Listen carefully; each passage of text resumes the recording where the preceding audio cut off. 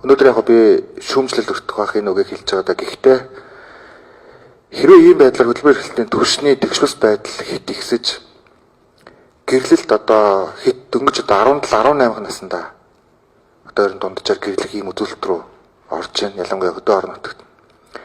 Энэ тохиолдолд одоо эмэгтэйчүүдийг цэрэгт явуулахаас гарцгүй байдаг гэж. Ингэж хөдөлмөрийн идэвхтэй оролцоонд дулгуурласан ийм идэвхтэй иргэнийг бий болгодог. Манайх ажиллах хүчил ерөөсөө 1.5 орчим сая. Энийг 50% идэвхгүй байж огт болохгүй. Тийм учраас ийм одоо зэрэг асуудлуудыг одоо би яриад байгаа. Магадгүй давс мэд шаруугийн асуудлуудыг татан гаргаж ирж шийдэл гаргахгүй бол болохгүй. Урсаад яваад иж болохгүй цаг болчиход байна.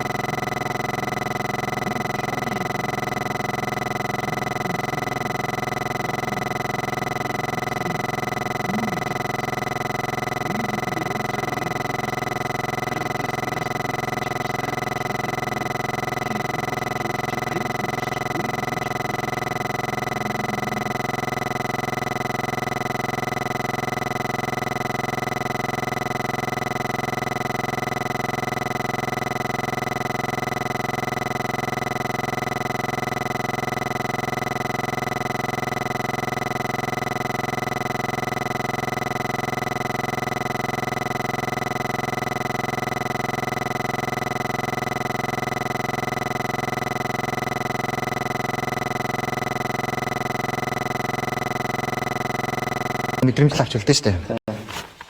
Одоо ингээд хард айрлтууд ирж байгаа штэ. Энэ бол одоо та жишээ бүдрэхгүйгээр яг байж чадах шудраг бүсийн төлөө тэмцэж байгаа хэрэг тад яг тэмцээ шудраг хүн гэж асаа үргэлж хэлж чадгаа тэр юм.